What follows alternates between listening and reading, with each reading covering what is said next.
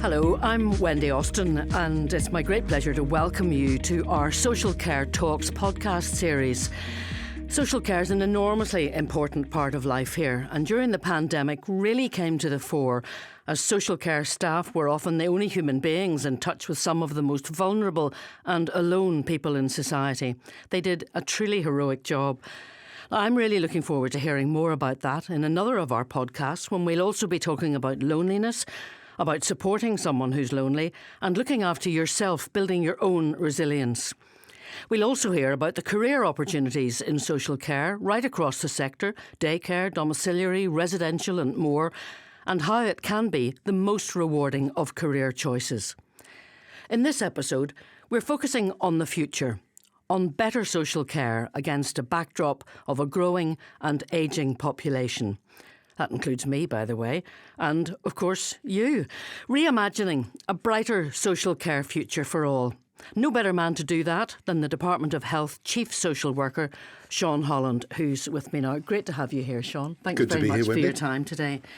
Now, the adult social care system in Northern Ireland, as your consultation document says, has had lots of problems, but also for the first time, this puts forward important solutions, and I'm really keen to focus on those today, kind of look on the bright side if we can, and throw our minds forward to have a look at what better social care will look like in the environment of that growing and ageing population. And you've been in this sector for a long time, so paint a picture, if you can, for us of how you see that. I think there are different elements to it, Wendy, but probably the most important things is to start with what people want. Just before we started recording this, you were talking a little bit about, what you hoped for yourself as you get older, and what I hope for myself as I get older. We all have visions of how we want to lead our lives. And I think the real challenge is to make sure that the social care we provide supports and enables people to lead the lives they want, not the lives we think they should be living. So I think that's the starting point. So it's about giving people choice and control and empowering them to be supported in the way that they want. But to get there, we've got to do a few other things. We have to fix some bits of the system.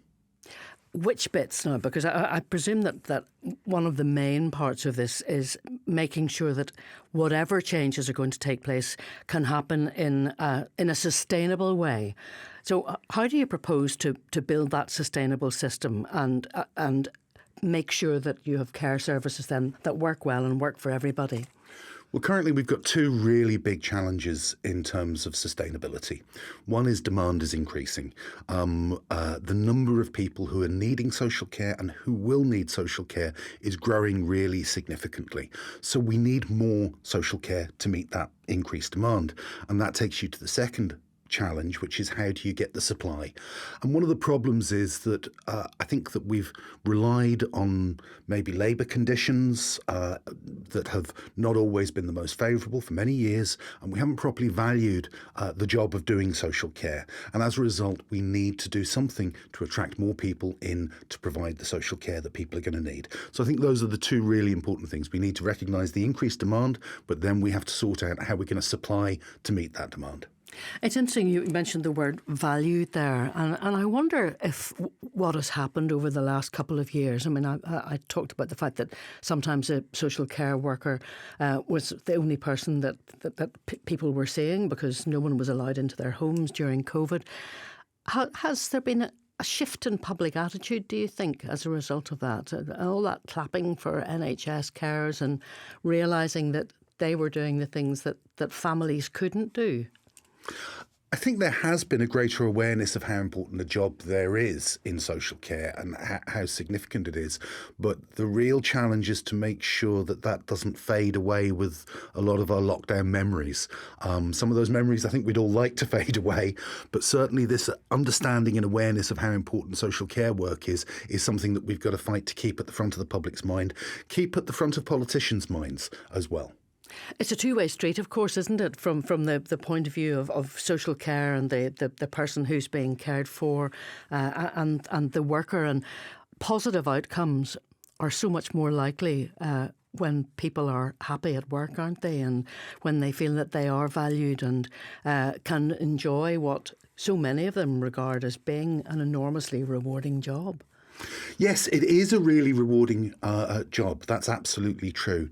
But we shouldn't pretend that it's always an easy job, because it's not. It's hard work, and not everyone's suited to doing it. I mean, you have to be the sort of person who really cares about people, who enjoys relationships, who can work very, very hard in doing tasks that not everyone is comfortable with. Now, the problem is that that's not how we recruit people into social care.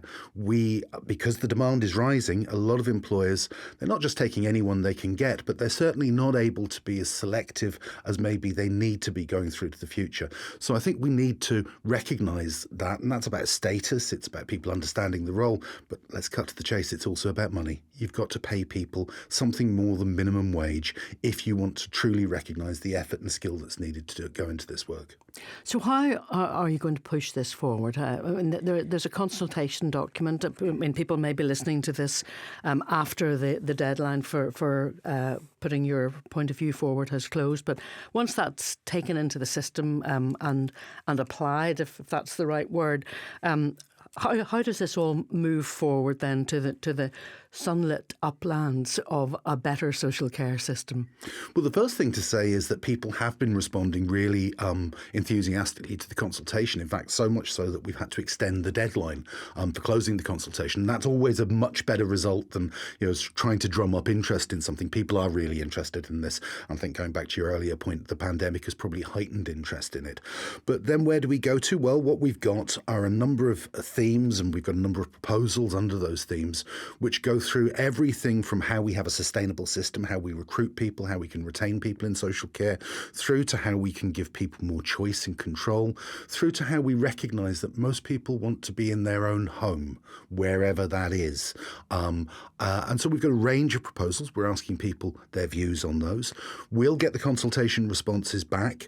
We'll then summarise them, present them to our minister, who will then make a decision about what goes forward as the policy. But I think everything that might be needed is in the consultation document. And it is also going to be about choices. This is a major reform of social care. We haven't had one for many, many years. And I think that it's not all going to be able to be done overnight, not least because there are going to be funding challenges in this. So a major reform of social care. What, in your view, are the really crux points in that? I mean, you've mentioned things like choice, money, whether it's coming from the government, whether it's coming from the person who's receiving the care, the fact that people who are doing the work need to be paid a fair wage. There are other elements I know about how if the care is provided sooner, then, in a timely fashion, then that's much better than leaving it until it's almost too late. What are the most important points from your point of view? Well, let's start with that last one that you've mentioned, the idea of early intervention and prevention. Over the past number of years, what's happened, and it's happened in a lot of services, as services are placed under more and more pressure, they do something to try and control that demand for their services. So what they do is what we describe in the business as raise the threshold. So you can't get a service until your situation is really quite serious, and that limits the number of people. The problem is that means that by the time you do get a service, you need quite a significant service.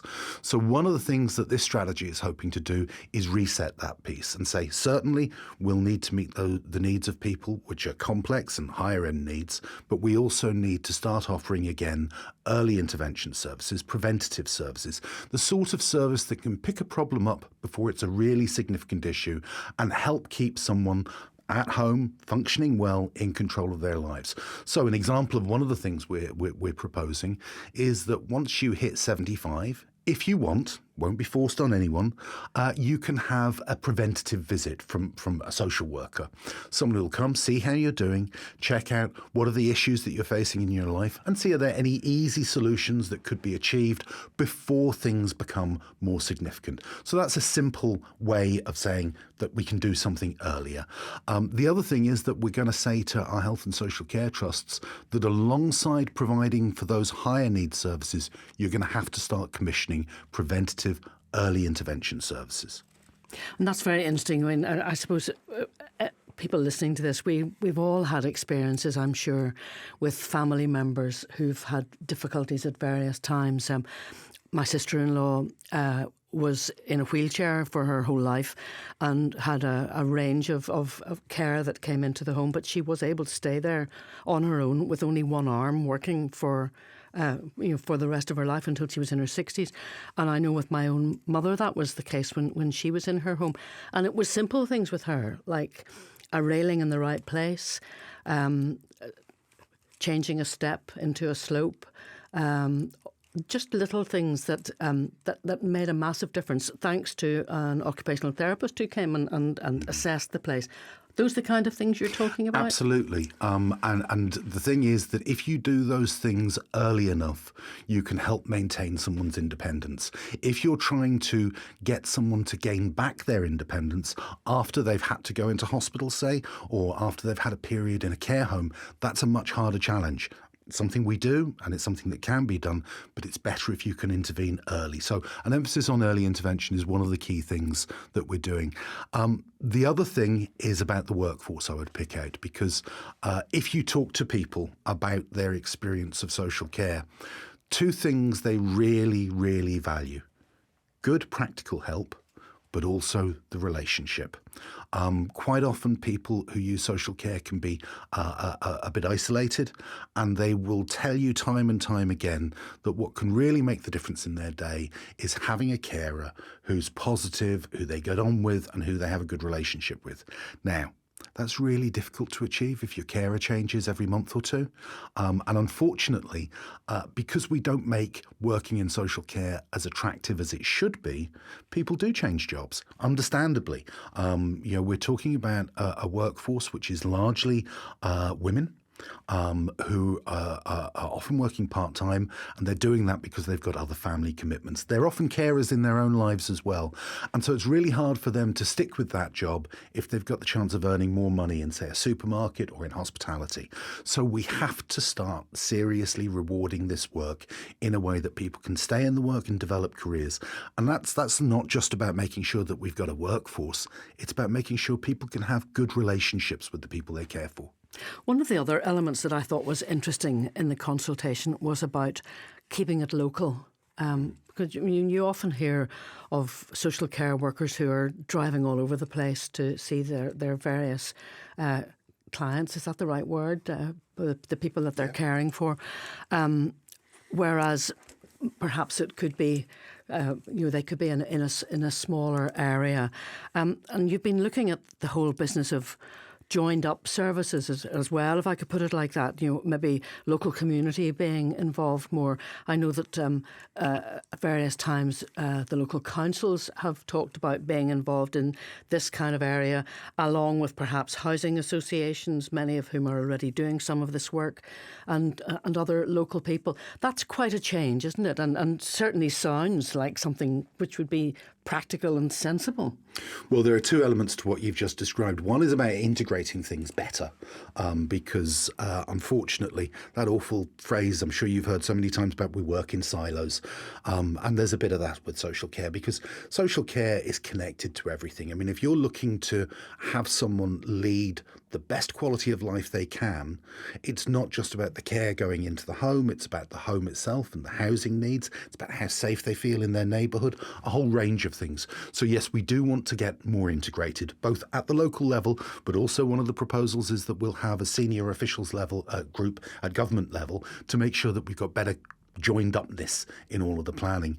But the other thing is, absolutely, you're right, we're interested in trying to develop more local and community-based solutions. I think that when people who are providing the care feel they're part of the same community as the people they're providing the care to, you get better outcomes. I know from relatives of mine who've had carers living in rural parts of the country, particularly actually in Armagh, and the relationship between the carer and the person receiving the care wasn't simply, oh, this is someone from a care agency. This is so-and-so whose father is so-and-so who lives down the road who knew so-and-so, and it's all connected. And that sense of community, I think, is one of the things that will enrich care. It's also a protective factor, because I think if you really value your neighbour and the member of the same community, you're going to be doing your very best for them. Very Northern Ireland. Well, yeah. In a good way. In a good way. What about the fabric of the buildings that we live in? I mean, that must be important. I always think it's interesting. There's a street in Lisburn that I drive along sometimes, which has some pensioners' bungalows in it. You're probably supposed to call them something else now, but I'm sorry about that. And the older iteration of them have all had to have railings and so on because they've got steps up into them, and they have all of those things that, if it give away the fact that there's an elderly person living there. The newer ones have a flat floor and have been designed in a much more modern way. But that's something that we need for all of us, really, isn't it, in future, is to have different building standards, perhaps, so that every home is going to be accessible for anybody. Absolutely.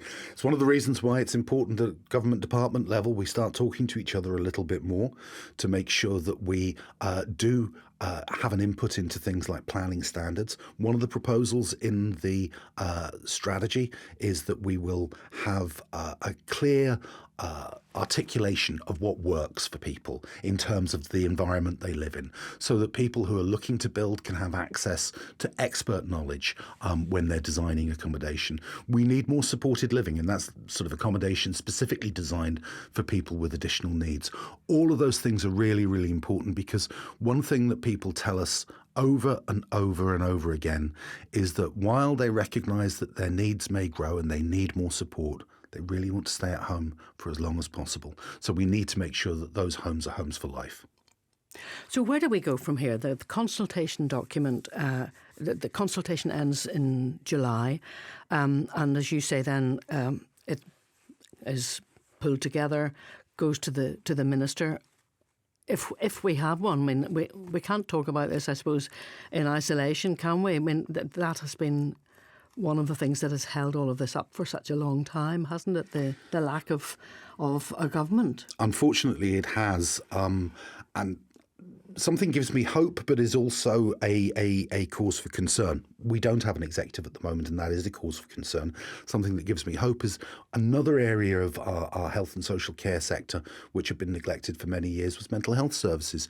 Now, when we've had an executive running, they decided to prioritise mental health. So we have a new mental health strategy. We have a champion for mental health. We have a recognition across all executive ministers that funding for that is really important.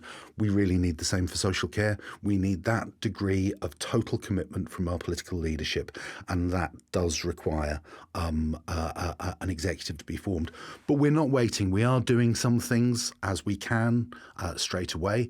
I mean, you might have heard going back to late last year, we put a significant amount of additional money into domiciliary care so that wages could be lifted, because we recognised that as we were facing into the Omicron wave, as it became known, we really needed to make sure that we had a supply of social care workers, and we needed more money in the system to do that. So we've been doing things like that. We've established a Fair Work Forum, which is where we're bringing together trade unions, employers, government, to look at the issues that need to be tackled in terms of improving the terms and conditions for the workforce. So we're doing all of those things, but we do need to move this forward as a joined up, coherent piece. And that's going to require a consultation summary being converted into a clear position of what we're going to do, and then an implementation plan. Now, I think this is 10 years' work, to be honest, because it's everything from simple, straightforward things that are quite easy to do through to bringing forward new legislation, which is never straightforward or easy and always takes longer than you think it's going to. So we're going to need a significant implementation plan. And that's why now we really need to make sure that we're raising awareness so that we've got the commitment, particularly of politicians, to see this through. Well, it must be heartening to you that there has been such a response to the consultation, because hopefully the people who care enough to respond will also be putting pressure on their political representatives to do something about this. So there's a bit of momentum there, isn't there? There is, but it's momentum that needs to be channeled properly. A lot of the momentum that's come over the pandemic period has been a fear that if there wasn't sufficient social care, the hospital sector would get into trouble. Now, that's an important issue. If people are either having to go into hospital because they don't have the right social care, or can't get out of hospital because there isn't the right social care, that is a serious issue. but it doesn't recognise the bigger picture, which is as or more important. We have thousands of people who have been assessed as having social care needs, and those needs aren't being met. Now, they're not in hospital and they're not going into hospital and they're not blocking hospital beds, but they do need support to lead their lives. And the other group are the people who have been carrying the burden, in a sense, for the rest of us, and that's carers. We really, really need to recognise that if we're reforming social care, we need to do more to support family and friend carers, because they nearly always are providing the bulk of the care. What the state provides is almost always just a top up to it. The burden that falls on family carers is high. And for some of them, it's so high it's not sustainable. So we really need to recognise it's more than just making sure that the hospital system works. We need social care for everyone who needs it. If you had a magic wand, Sean, and you could wave it now and maybe pick 2 or 3 things that you would like to do as soon as possible that would make a massive difference, what might they be? I don't normally like talking about money, but I think the first thing has to be to pay people a decent wage for doing a really important job. I once did a quick comparison when someone asked me, and I worked out that if you lived in Belfast, you would pay more for someone to walk your dog than to provide social care. Now, I love my dog and dogs are really important, but when you think about the vulnerability and the dependence that you have when you need social care, that the total trust you have to place in someone who provides that service to you, I really think that we should be getting the best possible people to do that. And we do get the best possible people. We need to reward them and keep them. So that would be one of the things. I think one of the other things is to bring a little bit of order to what I might call the marketplace of social care. Lots of different people provide social care. Our health and social care trusts provide social care. Private companies provide social care. The voluntary and community sector provides social care. And that's fine. They all have different things to contribute, but it's become a little bit haphazard. One of the things that we've seen, we regulate the workforce. We regulate the services, but we don't regulate the market. Now, that might sound a bit boring, but the reality is, because we don't regulate the market, this very week we have people who are facing the prospect of having to leave their care home, not because there's anything wrong with the care, but because the company is going out of business. Now, that just shouldn't happen. Can you imagine if you had to be put out of your house simply because someone had made some bad business decisions? So we really need to bring some market regulation, and that'll have benefit for the people who use social care because it'll be more stable, but it'll also have benefit for the people who provide social care. One of their arguments is that we don't pay them enough to provide the service they need. A market regulator would look at, well, what is a fair rate of profit and what does it actually cost to provide care? So I think those are 2 things that would be really important to me. The third thing is to break through some of the bureaucracy that we, and I say we, the system I'm part of, have created, that gets in the way of people making choices. You know, not everyone's ambitions fall neatly into boxes. Not everyone wants to go to a day centre. They want to lead their own life. And we need to become a lot more flexible in recognising that, responding to that, and maybe funding things in a more innovative way than we used to. Do you think it's going to make a difference, just as a kind of final point, that the older people of the future are you and me?